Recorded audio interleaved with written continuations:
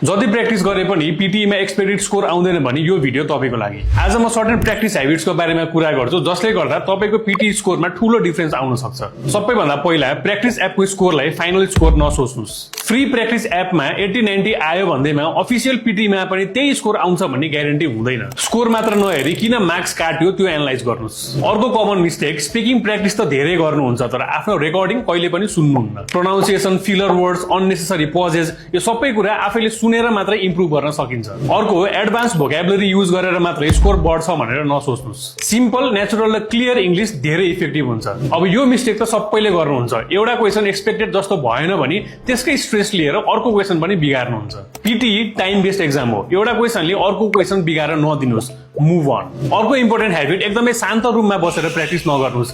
Actual exam हलमा अरू क्यान्डिडेटहरू speaking गरिरहेका हुन्छन्, त्यसैले गर्दाखेरि ब्याकग्राउन्ड नोइज भएको ठाउँमा बसेर प्र्याक्टिस गर्दा चाहिँ तपाईहरुलाई नै फाइदा हुन सक्छ। र लास्टमा, एक्जामको लास्ट विकमा नयाँ युट्युब च्यानल, नयाँ स्ट्र्याटेजी, नयाँ टेम्प्लेट बारम्बार चेन्ज नगर्नुस्। एक्जाम नजिक आइसकेपछि स्ट्र्याटेजी चेन्ज होइन, अलरेडी प्र्याक्टिस गरिरहेको स्ट्र्याटेजीलाई चाहिँ रिफाइन गर्नुस्। याद राख्नुस्, पीटीईमा हाई स्कोर इंग्लिशले मात्र आउँदैन। राइट स्ट्र्याटेजी र राइट प्र्याक्टिस ह्याबिटले पनि स्कोरमा ठूलो डिफरेन्स क्रिएट गर्न सक्छ। यसै पीटीई प्रिपरेसन टिप्सको लागि ट्रिनिटी एजुकेसनलाई फलो गर्नुस् र युके जाने सोचमा हुनुहुन्छ भने आज नै हामीलाई सम्पर्क गर्नुस्।